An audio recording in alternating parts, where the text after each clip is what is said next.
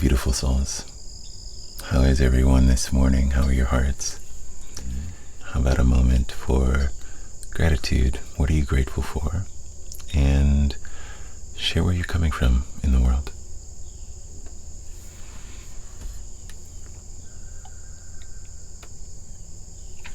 This morning, I've been feeling drawn towards our relationships and the challenges we might face,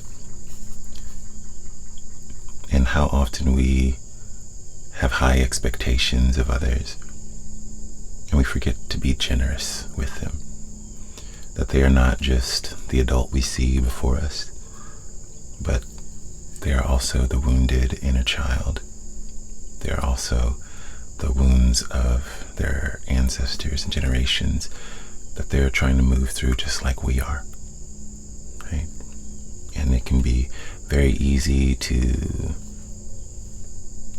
kind of project this codependent energy on the other, saying they have to be everything we need in order for us to be happy. Not realizing that,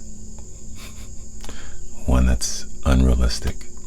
Two, it's one of the most disempowering stances we can take, right? We have to be everything we need for ourselves to be happy. And I think that starts with just existing on solid ground, right? Standing on solid ground. And what I mean by that is dissolving yourself of some of these phantasaical illusions that we might hold on to, not realizing that we're kind of setting ourselves for failure. It's not solid ground, right? Those illusions will dissolve, and often with a lot of pain and suffering. And so seeing the whole person, seeing the fullness of the human condition that we all are moving through, right? And experiencing at varying degrees, and often time shifting quite dynamically from moment to moment, breath to breath, depending on what life is giving us and offering us in each moment.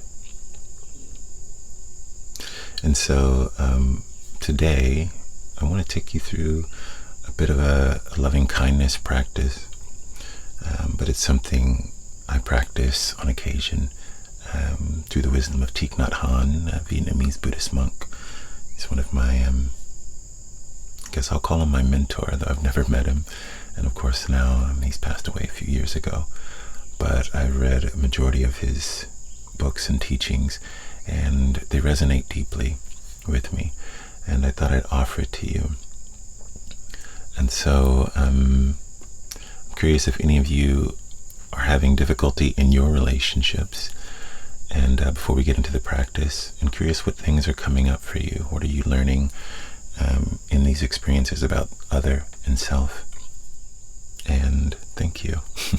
See, happy birthday weekend. Yeah, my birthday is tomorrow. Very grateful for this life. Dealing with balance. I can't keep my mouth closed, watching and listening. That I'm not different, really, than anyone else. Yeah, that's a good one, returning to solid ground, right? They have their insecurities too. They have their blind spots and shortcomings. Their anger makes me react, and his actions throw my energy off sometime. Yeah, even that language that we use, right? I'm not saying that their way of presenting in each moment isn't having an impact, but taking responsibility for how we respond and what we feel. Trusting that my body tells me what is not right for me before my mind.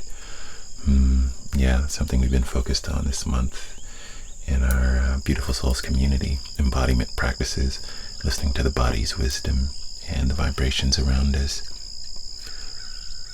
On TikTok, giving myself permission to not be okay, grace in the process of unwavering odds.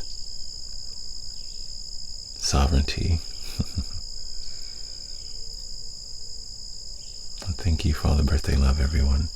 And yes, I'll be 40 tomorrow. It's a big one.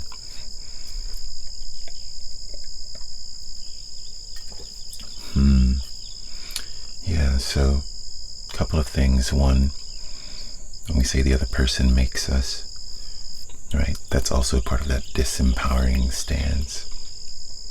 It's a codependent language, right? And so owning our emotional responses and also knowing that they're tethered to our expectations of the relationship or the other, or more specifically, the story, right? It's good to have expectations for a healthy dynamic, but the story we're placing on each situation.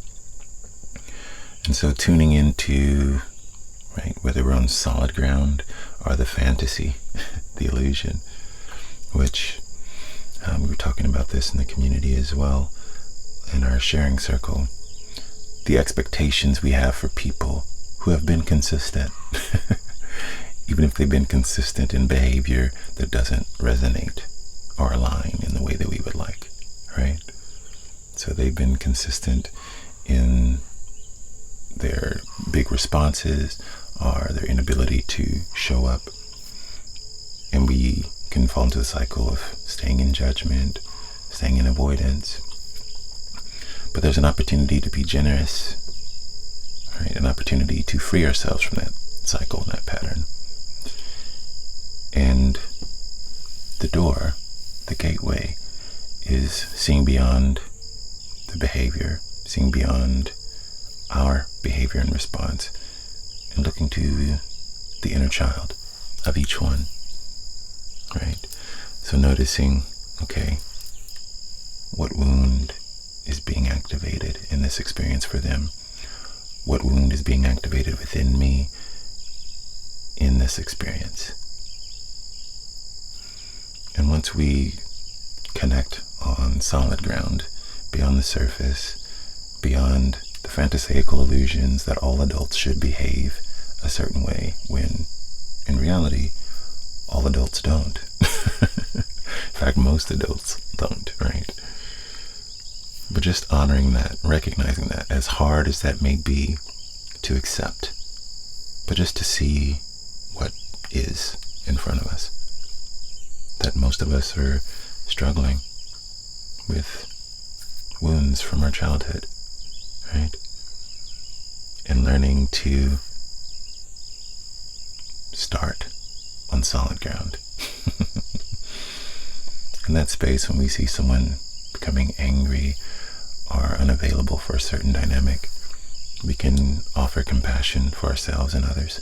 Doesn't mean we bypass or skip over, but it creates a softness and an openness in the space. And even if they can't meet us there, for ourselves, we reclaim how we want to exist in the world. A bit of emotional resilience, and over time, shifting dynamic, right? So, what I want to do today is take you through about 20 or 30 minute meditation practice, and I call it smiling to the inner child, right? So it's a loving kindness practice to cultivate healing and more compassion in our relationships. So we get grounded first, and then we connect to our heart center, and then we see our own inner child in front of us. We visualize our 5-year-old selves and everything that we knew of ourselves, the innocence, the lightness, but also the hurt, the ways we weren't seen or accepted. And we witness the inner child with a smile and an open heart, and just holding space for all that wasn't held when we were younger. Right? So we start there with ourselves to soften our own energy, to open up. And then we invite our parents in, right? So we do it for our mother, our father, and soften, recognize even though they are full adults with more years than we have, there are still parts of that inner child alive in them. And usually it's the wounded parts that are more active or more visible to us, right, in their space. And then you can think of someone else that you may have moderate to mild difficulty with in your life. And visualize their inner child being available to the wounds they might hold and who they might have been at 5 years old that was stifled and not witnessed. And finally, for the collective, think of all individuals, all souls in that childlike state at a young age, all beings, all animals, all creatures, all plant life, and opening to the reality that that is still alive within all of us in one way or another, making us available to a more compassionate connection and energy for all parties involved. So, I see some questions, and we may have time for questions later, but for now we're just going to get into the practice. So, if you're ready, get comfortable in your seat, and I'll take you through smiling to the inner child.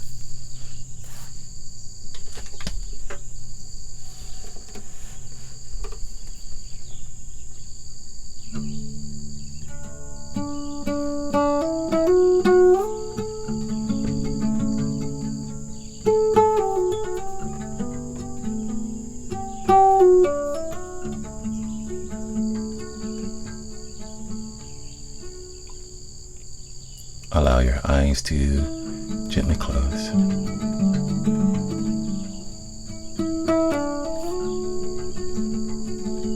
Savoring a low belly breath in. Settle into your body.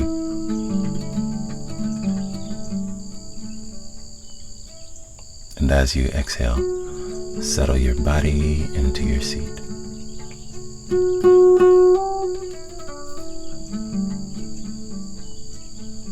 Another low belly breath. And allow this breath to lengthen your spine. Envision the crown of your head being lifted by a thread of love, as your tailbone is rooted by the same love. Exhaling into a posture of dignity and peace.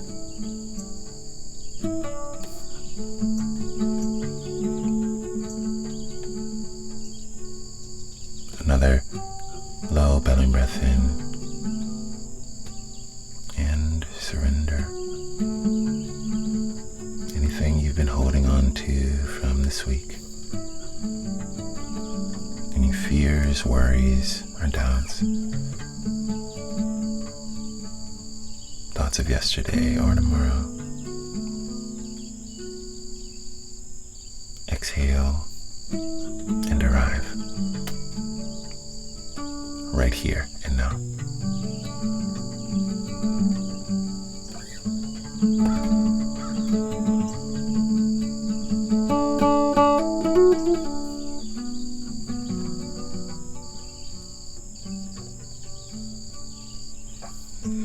Continuing now to breathe at your own pace, in your own way.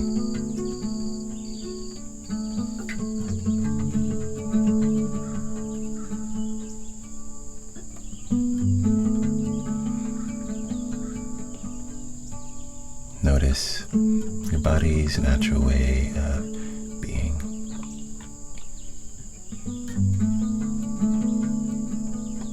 The natural length of your in-breath and down-breath.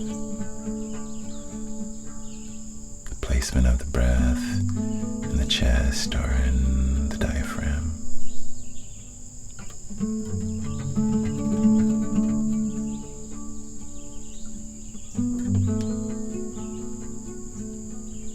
Any sensations alive in the body. Tension, ease, strength, or tenderness. And everything in between.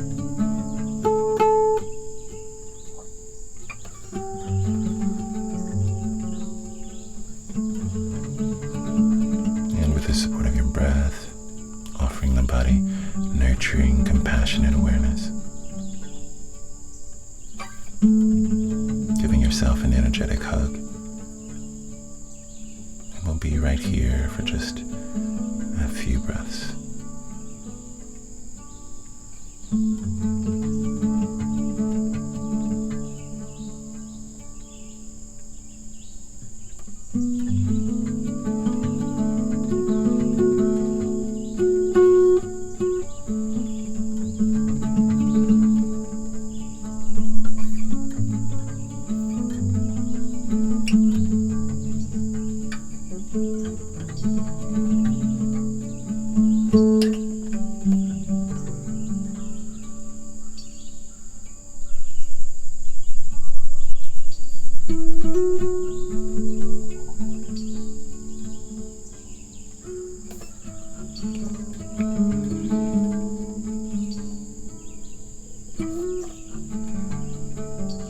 And now present to the body and the breath.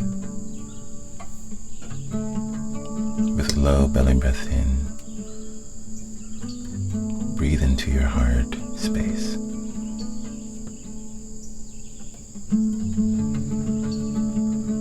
Become present to all that is alive within you. The light, shadow, bright, and dull places.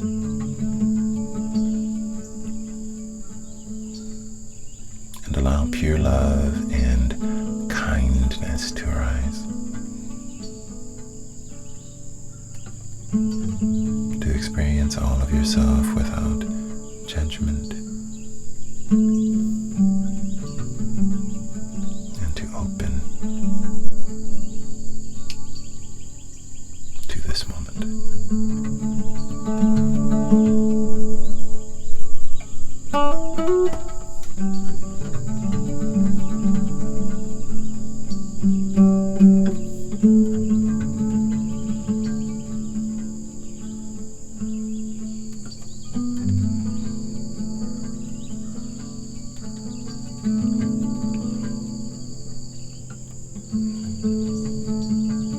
And now, resting in the energy of loving kindness.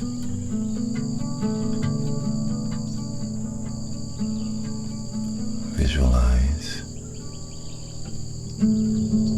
your inner child sitting before you, your 5-year-old self.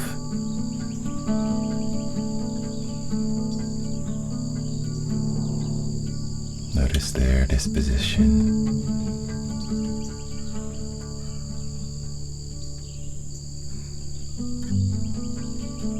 The ways they were seen and unseen,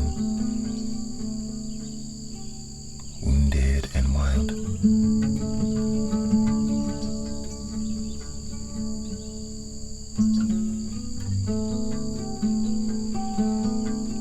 And breathing in, witness this 5-year-old version. And exhale, smile to your inner child. Breathing in, witness with compassion. And exhale, smile.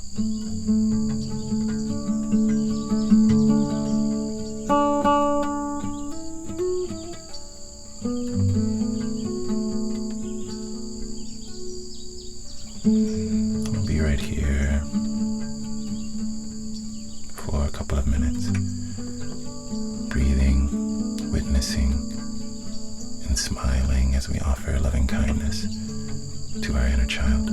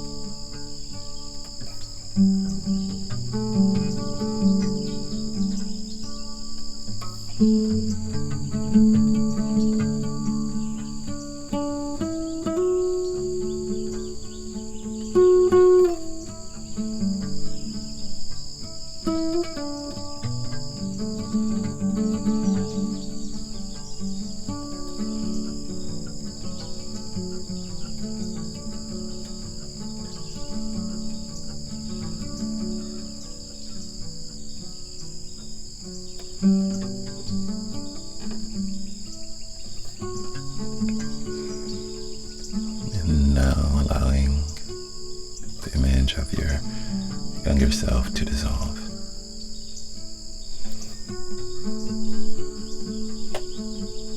Visualize your mother before you at the age of 5.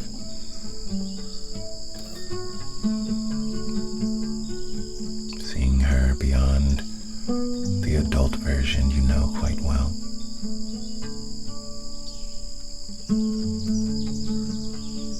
Imagining all parts of her, the wounded and wild and free places,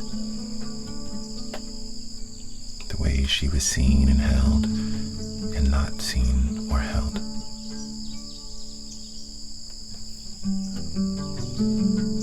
And breathing in, you witness it all. Exhaling, you smile to this 5-year-old version of your mother with loving kindness. And we'll be right here, breathing, witnessing, and smiling with loving kindness for the next 2 minutes.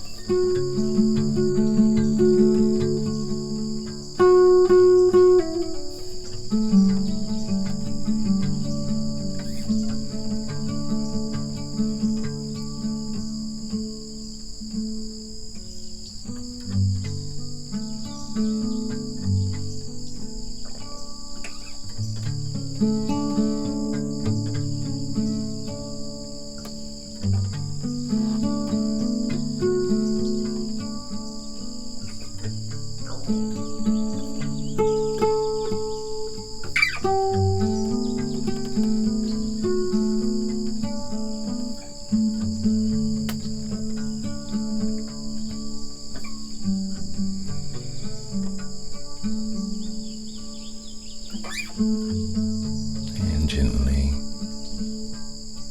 allowing the image of your mother to dissolve.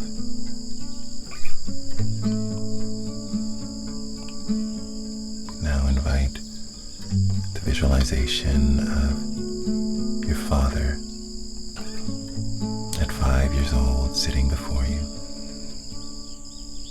seeing beyond what we know of him as an adult into the hidden spaces and places of childhood, the fullness of the wounded and wild and free places.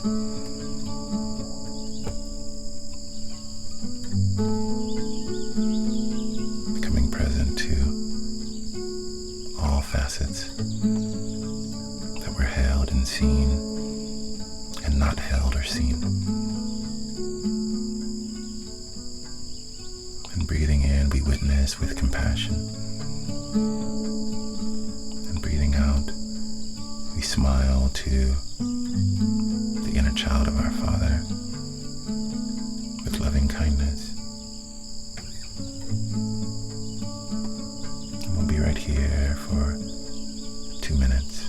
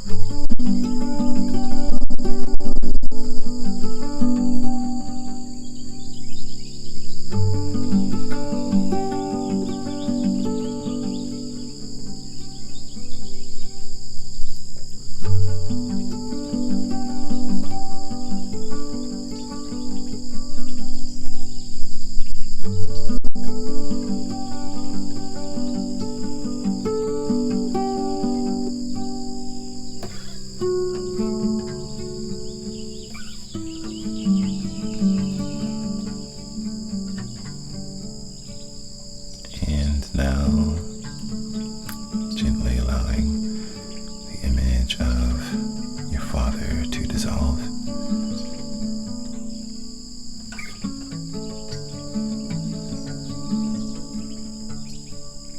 And now I want you to think of one person in your life that you have difficulty with. Ideally, someone you have moderate or mild difficulty with.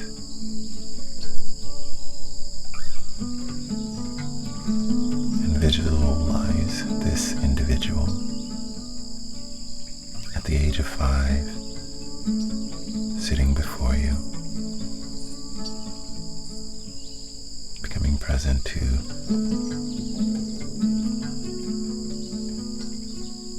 possible wounds and wild and free places where they might have been seen and heard, and the places where they weren't seen or heard or held.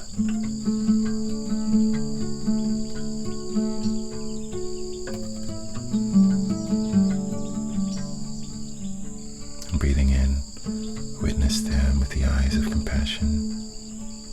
And breathing out, smile, offering love and kindness. And we'll be right here for the next 2 minutes.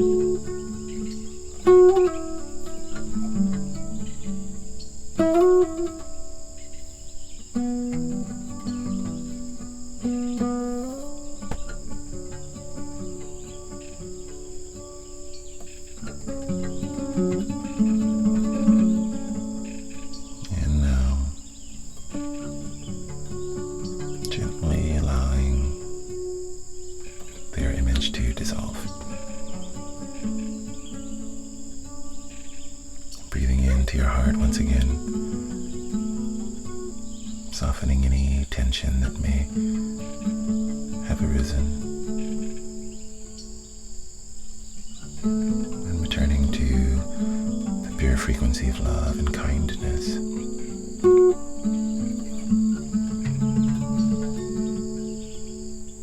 And now, visualizing inner child of 5 years old, awakened, that is alive in all beings.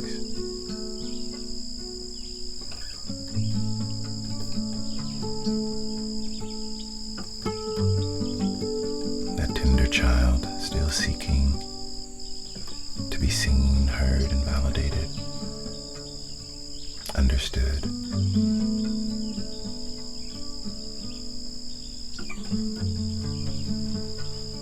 So witness this 5-year-old and all of the 8 billion souls in human form, all of the other animals on land, air, and the sea, all of the plant life, flora, fauna, fungi, and all entities and souls in the great beyond. Breathing in, witness with compassion, and breathing out, smile with love and kindness.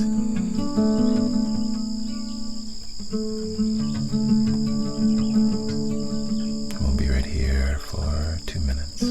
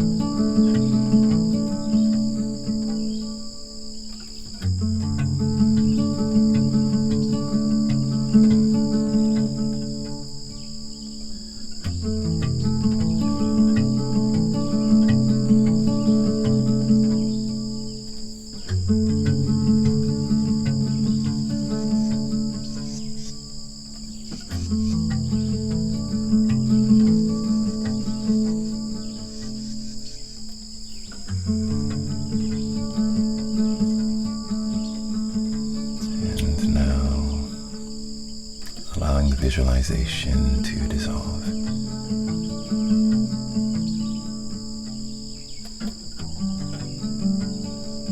Staying connected to your breath and the energy of pure love and kindness.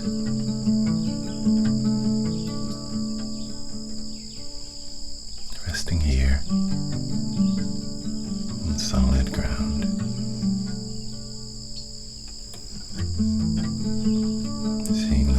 Of our existence,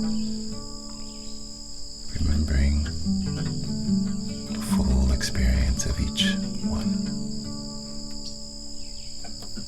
and opening, softening,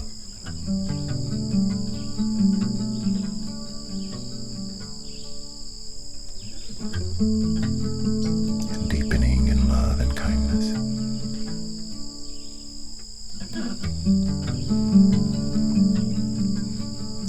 Last minute of our practice right here, resting in this space on solid ground, This is a good time to set a conscious intention to be more loving and kind and patient with all of the inner child energy present within each one.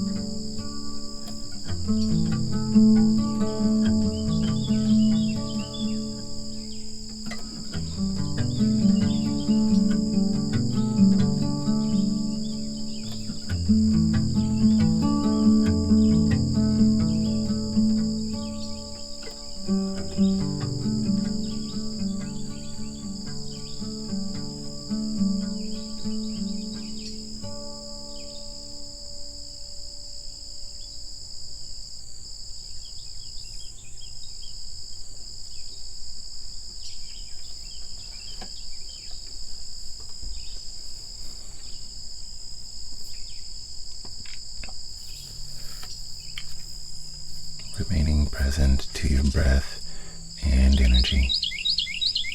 Gently allow your eyes to open. And placing the palms of your hands together over heart center.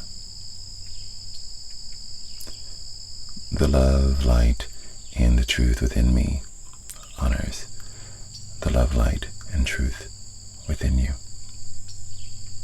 Namaste.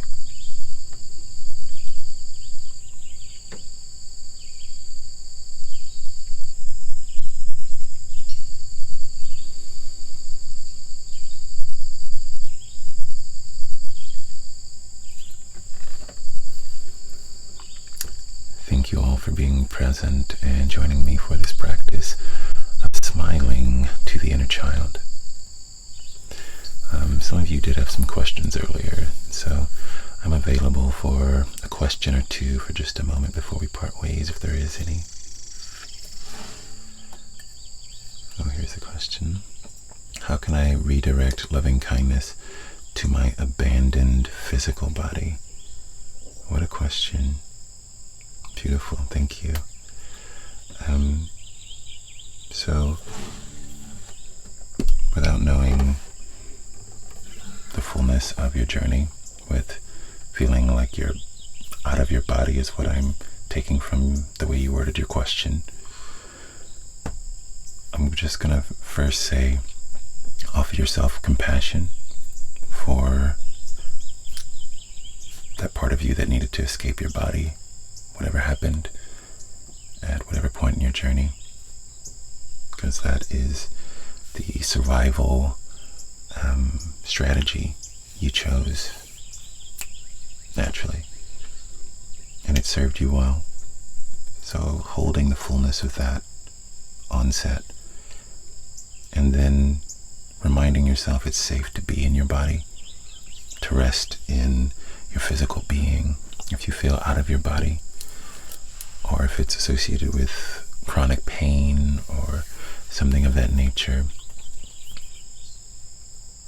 to still find a way to honor the physical body as you rest fully within your physical form. And what that means, for me at least, it's very simple. Loving kindness is about acceptance, releasing the conditions, right? We always say unconditional love, but that unconditional nature without judgment is a part of love. It's not an add-on. And so recognizing the conditions you've placed on loving yourself or loving your body, and consciously reclaiming this narrative, reclaiming the story. Oftentimes we will be like, oh, this ankle or this foot or this or that, right, isn't any good, or it's bad, or dreading it. And we exacerbate our suffering with that narrative, right? Because the way we get to our emotion is experience plus narrative equals emotion, right? And so if you have the experience of physical pain in your body, the narrative you add to it will exacerbate that pain and create suffering. Or it could create an openness and a lightness and ease. And of course, there's a continuum in between the two. And so if there's something with your body that you struggle with, practicing intentional love even when it feels uncomfortable by supporting it well with rest or food as medicine or whatever it might be, right? And if it's something else, an early childhood trauma, I am not a trauma specialist, so that I can't help you with. I would encourage you to find one. But just loving the physical body in the same way we smile to our inner child, offering loving kindness, I would go through and smile to each part of my being. Smile with loving kindness to resting in the fullness of who I am. So my personal story, I have a gap and I'm almost blind in my left eye, and if I'm tired or stressed out, it might drift. So I had a lot of insecurity around that. And then every time I looked in the mirror, I just started saying, oh, I love my gap. I love my eyes. I love the gift of vision that I do have. It hasn't hindered me in any way, except for this insecurity that I had to journey through. And so whatever yours might be, offering love to that space in your body, honoring the gift and the worthiness of your being. And my mantra for today has been that today is enough. Right? To break this pattern within our society of reaching, right? Oh, when I have this person or this job or this house or this age or whatever it might be, then I'll be okay. But no, this breath, this day, this body, this gap, this I, right? This body that's feeling pain but is also quite strong is enough. Changing the story that we partner our experience with, allowing us to experience more love and kindness. So I hope there's something in there that resonated in that answer, of course, without knowing the specifics of your journey. I'm doing the best I can. So I hope there's something there for you. Is there one more question? I can have a little more time for one more before I go.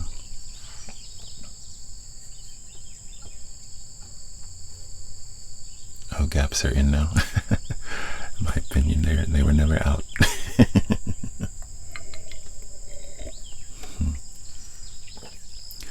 Oh, what led me to this inner child practice?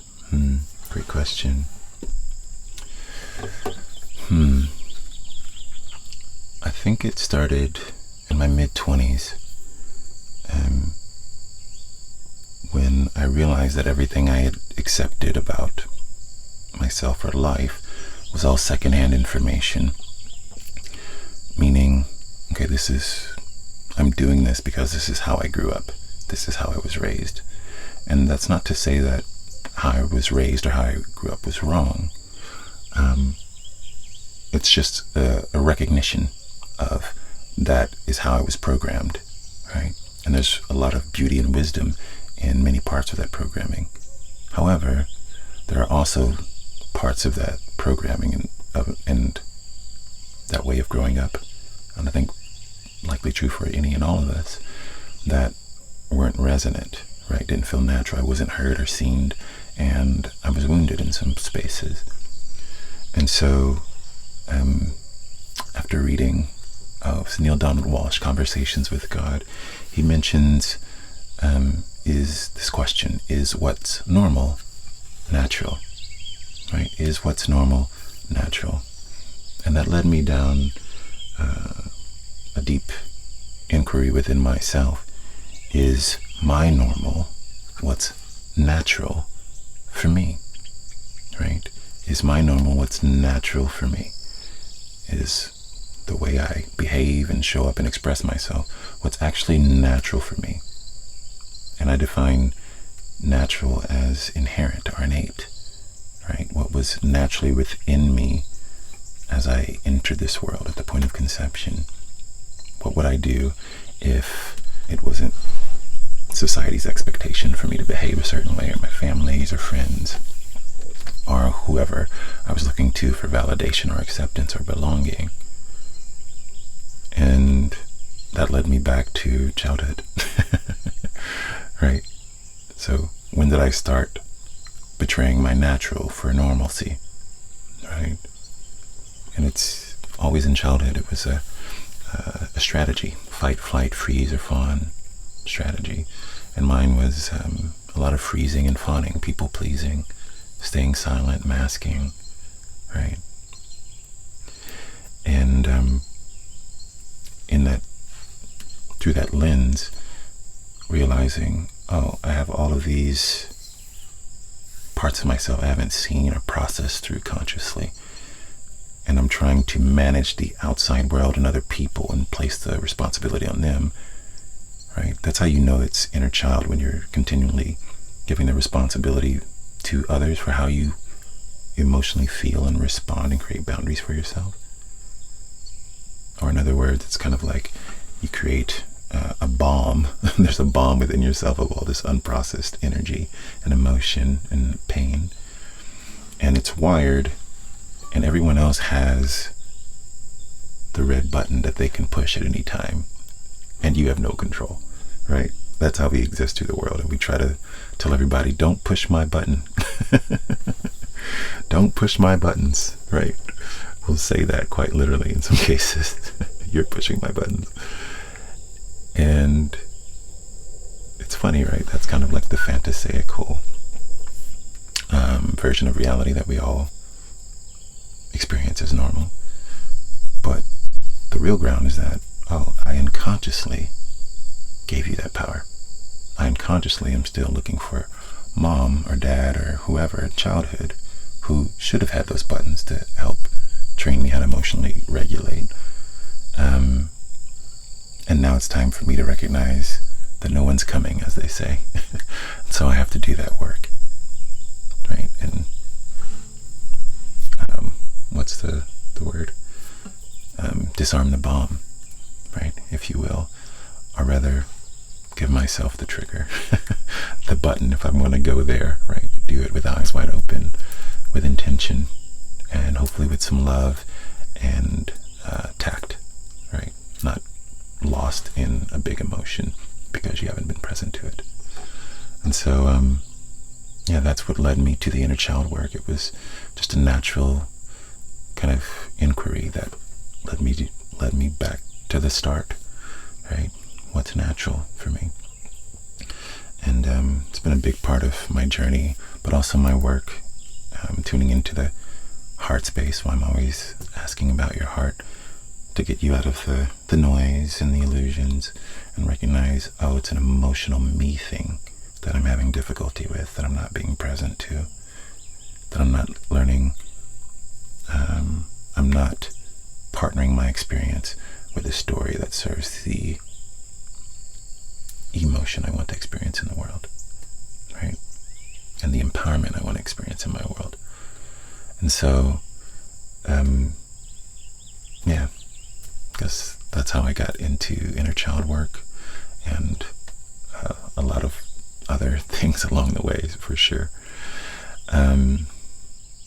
It's a great meditation, is what's normal and natural. We all can see it in the world, right? It's very obvious. Our normal is not natural. We're overexpending our resources carelessly, disengaged from how our actions are connecting with the rest of the natural world. We are nature. And so returning home to that is the gateway to liberation, I believe. And with that, I'll share the Creative Essence Retreat is something I'm a part of. And we'll be offering that September 26th through the 28th in Northern California, Casadero, with an organization called Theravada. It's a beautiful 700-acre old-growth forest that they steward there, and they've been gracious enough to allow us to host an event that's all about returning to what's natural, if you will, right? Not the normal, but our natural creative essence, not trying to fit in or betray ourselves, rather, to belong, but to naturally belong to the fullness of our world, tuned into the wisdom within, tuned into the wisdom of the plants and animals around us, and choosing to do life in a way that restores, uplifts, and regenerates beyond just sustaining the status quo. So if any of that's resonant, you can find more information at my website, asoulcalledjoel.com. It's at the very top. And actually, I was told by the team yesterday that we're offering a Lionsgate 8% discount in honor of Lionsgate until tonight, Sunday, August 10th at midnight. So if any of that resonates, we'd love to have you. And if it doesn't, that's okay too. No pressure. Just honor what feels natural and intuitive for you.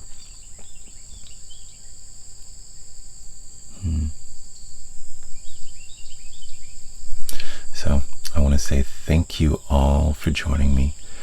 It's been an honor to connect and share, and I hope this practice becomes a source of greater love and connection in your life as it has been in mine. Be well, beautiful souls, and we'll see you soon. Much love and light. Peace.